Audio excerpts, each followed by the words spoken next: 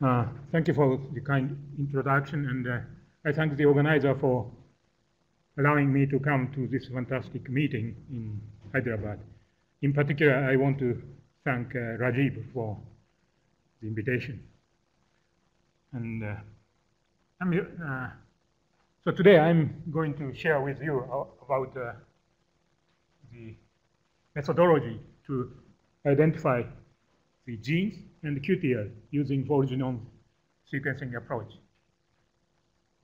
I'm Ryohei Terauchi from Iwate Biotechnology Research Center, Japan, and this is a picture of my colleague working together in the paddy field, and this is myself.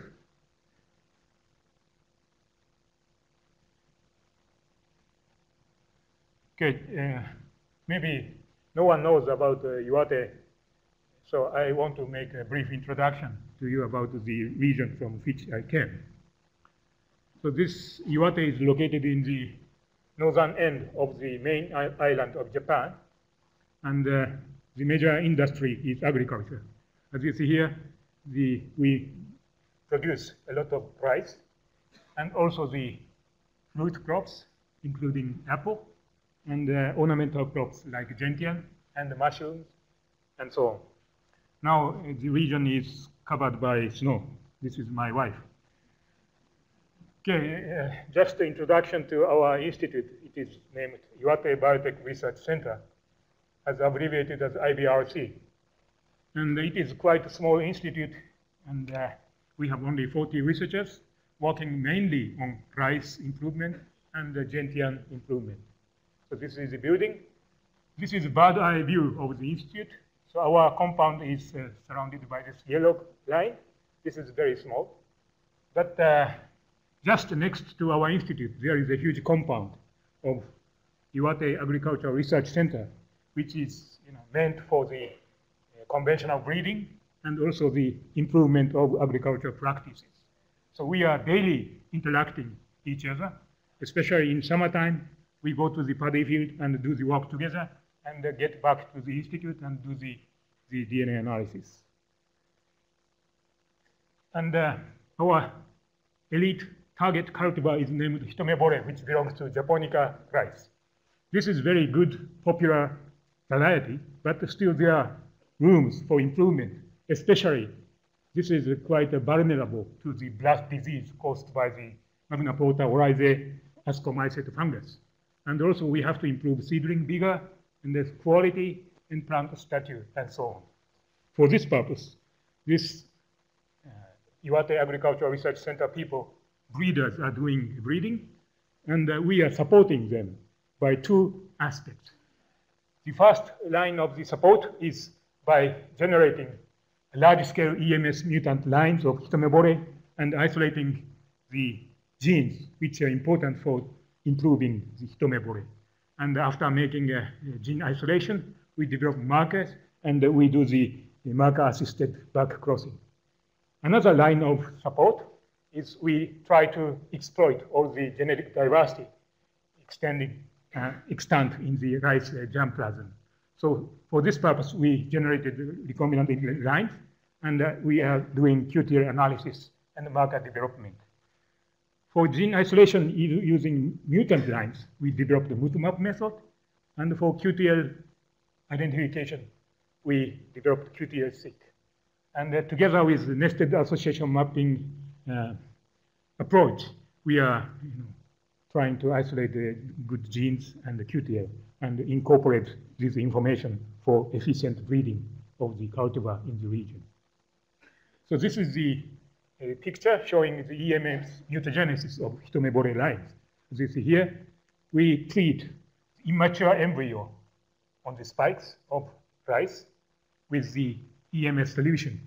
So what we do is we soak these flowers in the 0.75% EMS solution in the plastic bag and leaving them overnight, and in the morning we wash them and let seeds set. And after harvesting the seeds, we do the selfing of the plant, and in M2 generation, we plant them in the paddy field to see the segregation and look for the phenotype, which may be interesting for the further breeding. So far, we have generated 12,000 M3 to M5 generation lines. And we already sequenced more than 50 independent mutant lines and compared their genomic sequences with the parental line Hitomebore. And we now know that each line contains, on average, 1,500 SNPs different from the parental line. So if you convert this figure, if we screen the total 12,000 lines, in arbitrarily chosen 1 kb region, we may be able to find 45 SNPs. So this is kind of virtually the saturated mutagenized lines. And for exploiting the natural variation, we are generating the large-scale recombinant allele lines by using Hitomebore as the common parent and crossing to 23 different cultivars collected from worldwide. And we have so far generated more than 3,000 recombinant lines of F7 and F5 generations. And they are very useful resource to isolate QTL. Okay, in rice, the very accurate genome sequence has been published in 2005, and this is basic information. It has 12 chromosomes, and the genome size is around 390 megabase, and around 32,000 protein coding genes are predicted. So we set out to take advantage of this information to isolate the genes using whole genome sequencing approach. For this purpose, we developed this MutMap approach, which was published 2 years ago. And these two people, Akira Abe and Shunichi Kosugi, are two first authors. In the first half of my presentation, I want to introduce you with this MutMap approach. So this is the scheme of MutMap. So if you are interested in mutant, in this case, semi-dwarf mutant, as compared to this is bit dwarf as compared to the wild type. And if you want to isolate the gene governing this mutant phenotype, what you have to do is cross this mutant back to the parental line. And in F2, you see the segregation. So you can see very clear segregation in F2 because you do the crossing of the mutant to the parental line. And in this case, the segregation conforms to 3:1. So this kind of clear segregation cannot be expected if you do the cross between the distant related cultivars. So this is the scheme of kind of genomic configuration of the mutant. So this is mutant, and let's assume that this mutant is caused, this mutation is recessive mutation. And as I said, each mutant contains around 1,500 SNPs. So these are indicated by these lines here, red and blue bars. And let's assume that this blue one is the causal mutation for this phenotype. And after crossing this mutant to the parental line, you get F1. F1 is self, and you get F2. And you focus on the progeny showing mutant type phenotype, like this. As I said, because this phenotype is caused by the recessive mutation in this blue bar, so they should inherit these blue SNPs in homozygote state. On the other hand, these SNPs, as indicated by red color, they are not related to the phenotype, so they should segregate in 1:1 ratio among the progeny. So what we have to do is just bulk the DNA of this progeny showing mutant phenotype, and this bulk DNA is subjected to the whole genome resequencing using Illumina platform. So this is a snapshot of the alignment. So the top sequence is the Hitomebore reference sequence, and we do the around 10x coverage of the sequencing, which means that the average arbitrary position of the genome is covered by 10 short reads like this. Here we introduce index called SNP index, so like this. So in this case, this particular position is covered by 10 short reads. And if 4 reads out of 10 harbor the SNP different from the different sequence, we define the SNP index as 0.4. On the other hand, if all the short reads of the SNPs different from the reference, the SNP index becomes 1. So as I explained, these progeny showing mutant phenotype should inherit this causal mutation in homozygote state. Therefore, what we can expect is that the causal SNPs should have SNP index 1. On the other hand, these SNPs which are not related to the phenotype should have SNP index 0.5. So that's the point of MutMap. So next, what we have to do is just make a plot or graph depicting the relationships between the genomic position on the x-axis and the SNP index as defined now on the y-axis. And as I said, causal SNP should have SNP index 1, and all the SNPs on the different chromosomes should have SNP index 0.5.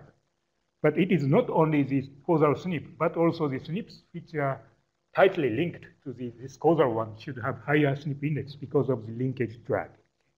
So what we have to do is try to find the genomic region with the high peak of SNP index. So we applied this method to these two mutants, Hitomebore 813 and 1917. Both of them show slightly reduced chlorophyll. This is the chlorophyll content, wild type, and two mutants. So the chlorophyll content is a bit reduced because we don't know. By that, we see the pale green color. Maybe because of that, the statue is a bit lower for these two mutants as compared to the wild type. And what we did was we crossed this mutant back to the parent, and this mutant to the parent, and we generated the F2 progeny, and we saw the segregation. And we focused on 20 F2 progeny showing mutant phenotype, bulked the DNA, and applied to MutMap. So this is the MutMap plot for chromosome 1 to 6, and each dot corresponds to the SNPs, as I explained now. And this red line is the sliding window average of SNP index. And we took the 2 megabase window size with 10 kb increment. So this has a smoothing effect. As you see here, there is no peak, high peak of SNP index across chromosome 1 to 6. But in chromosome 10, you have the cluster of SNP showing SNP index 1. So another mutant, 813, had a cluster of SNPs with SNP index in chromosome 1, which is different from chromosome 10. Now we can scrutinize these SNPs showing SNP index 1, because we know the position of SNPs, and this is the coverage of that position, and this is SNP index.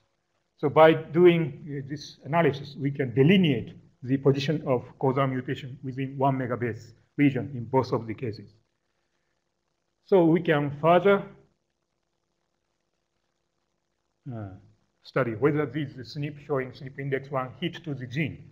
Unfortunately, for the first one, we didn't have any SNPs just hitting to the exons of the known genes. But in the second example, 1917, we found two SNPs hitting to the exon. The first one hitting to chlorophyllite A oxygenase, OSCOW1. So this looks like the real gene, which is responsible for our mutant phenotype. Therefore, we did the complementation analysis. So this is the mutant phenotype. You see the bit reduced chlorophyll. This is the wild type. What we did was we took the cDNA of the wild type OSCOW1 and made the transgenic line expressing on the background of this mutant. And as you see here, the phenotype recovered. So this complementation experiment demonstrates that this SNP identified by MutMap method is really the causal mutation for this phenotype. The second example, we know that the Hitomebore contains PII resistance gene against the Magna Porta rhizae harboring ABR-PII revirulence gene. So if you inoculate this fungus to Hitomebore, this is punch inoculation, you see the resistance. But from among our mutant lines, we isolated several mutants, including this Hitomebore 5948, like this, which lost this resistance. So what we did was we crossed this mutant to the Hitomebore parent, and we scored F2 segregation. So this is the segregation, very nice 3-to-1 segregation, indicating that this is caused by the single recessive mutation. And we bulked this 17 progeny DNA and applied to MutMap.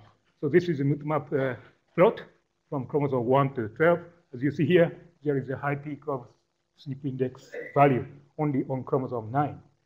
We highlight it. We found 5 SNPs with SNP index 1, and one of them in this gene, actually from G to A change, caused the change of tryptophan to stop codon in this particular gene. And this is NBS-LRR type R gene, and we validated further that this is really PII-R gene. So summarizing MutMap, so the left part is the conventional linkage analysis scheme. So in order, if you identify the mutant, you crossed this to the distantly related to the cultivar in order to make use of the markers. But DNA marker development took time and laborious and costly. But now, by MutMap scheme, you can just get the gene by single whole genome resequencing. Most important thing is that in MutMap, you cross your mutant back to the parental line, so you can address the mutant with very subtle change of phenotype. So this is very important for agronomical traits. We recently, our region, actually coastal region, was hit by tsunami, by the earthquake which happened around 3 years ago, and more than 20,000 hectares of the paddy field inundated by salt water, so we can't grow hitomebore.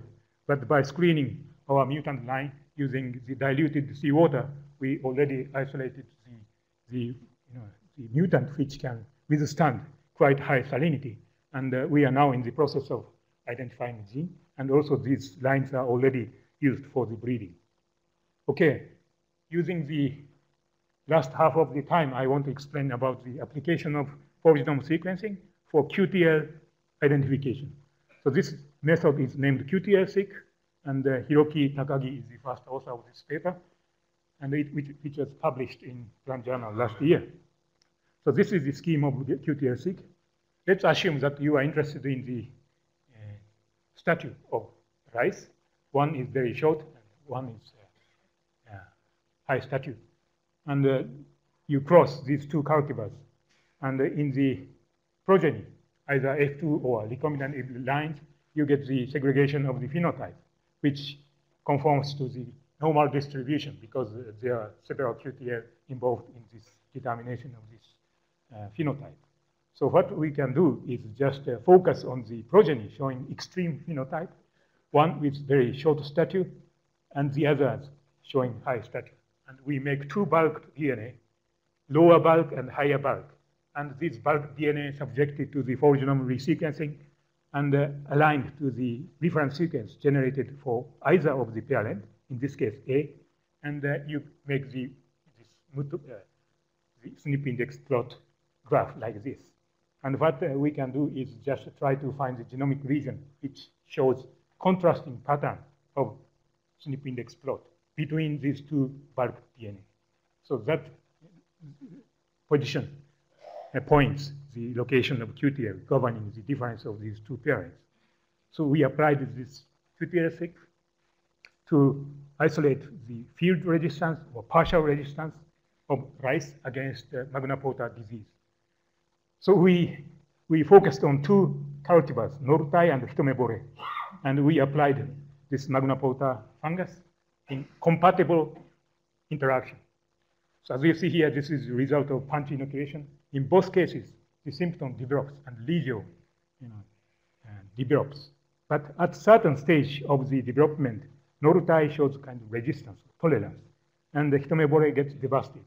So this resistance is not caused by the HR type, R gene mediated resistance, but by some other kind of field resistance we define.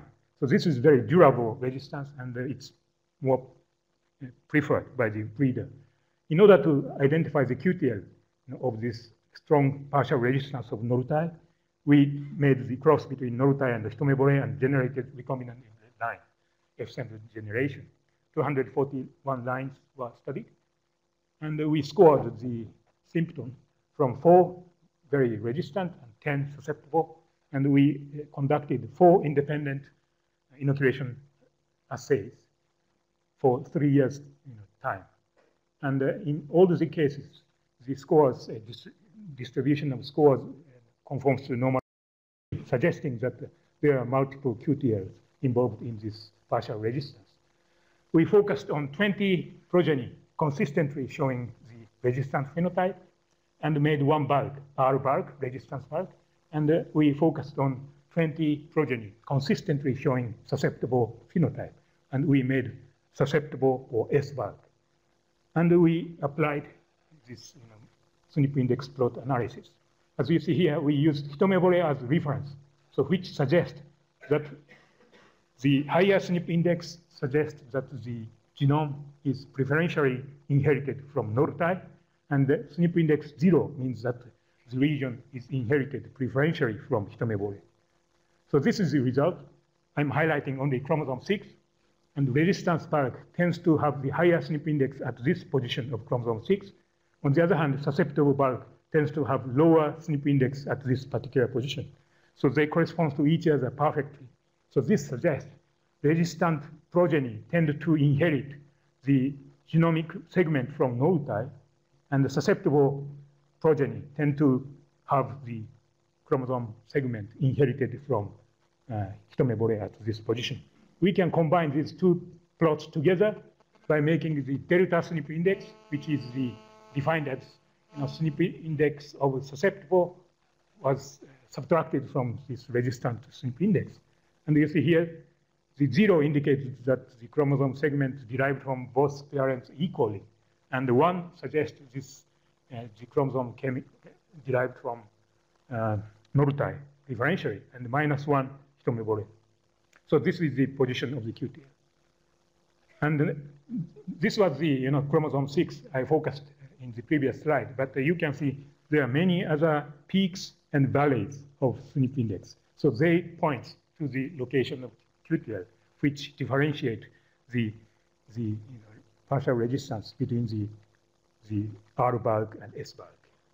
We can also apply this QTL-seq to F2 progeny. In this case, we are interested in the seedling vigor, which is relevant to the direct seeding of rice. And in F2, you get, again, this Gaussian or normal distribution. We bulked, and we made L and H bulk, and we took this SNP index plot. As you see here, there is a peak, and this peak perfectly corresponds to the QTL location, which was identified by the conventional linkage analysis. And we already know that these two peaks correspond to the gibberellin synthesis genes. So by doing so, we have so far identified more than 15 genes or QTL, and we already developed the 9 DNA markers, and they are used for making nearly isogenic lines and also pyramiding of the favorable traits to Itomebore. And after this MutMap and QTL-seq, we published a couple of papers which have is the improvement of original method. So for MutMap Plus or MutMap Gap. So those people who are interested in, please look up these papers. And most importantly, we developed a good filter to differentiate real SNP from the sequencing error. And this is very important for both MutMap and QTL-seq. And this filter is named COBAL, and this is also very important. So during my short presentation, I think I could convince you that the very good genetic resources, either mutant or the recombinant lines, combined with the whole genome sequencing, resequencing, provides a very powerful tools for isolation of important crop genes, which can be utilized for efficient breeding. And all the pipelines of MutMap, QTL-seq, or COBAL, these pipelines are publicly available, either in SourceForge or by visiting to our homepage. So this is a picture of the people working together, and for the sake of time, I don't mention each name. And the collaborators, so we are collaborating with Sofiane Kamon of the Sainsbury Lab of UK, and he's guiding us in all aspects of genomic analysis. And also I want to thank Rajiv for the collaboration, and the funding are derived from this grant agency. Thank you very much for your kind attention.